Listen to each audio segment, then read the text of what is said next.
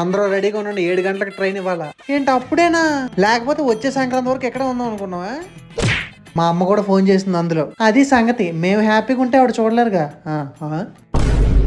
ఒరే చింటూ, ఇదిగో నీకు ఇష్టమైన మినపసున్నుండ్లు కజ్జికాయలు పెట్టా, కారం పసు కూడా పెట్టామమ్మా.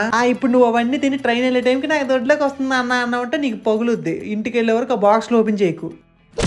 అమ్మ, ఈ బకెట్, ఈ చీపురి, మిక్సీ పట్టుకెళ్తున్నానే.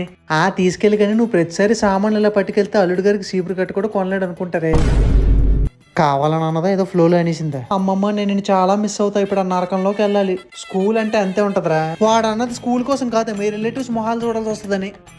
పోనీ ఒక 2 రోజులాగి జాతర కూడా చూశానండి బాబు.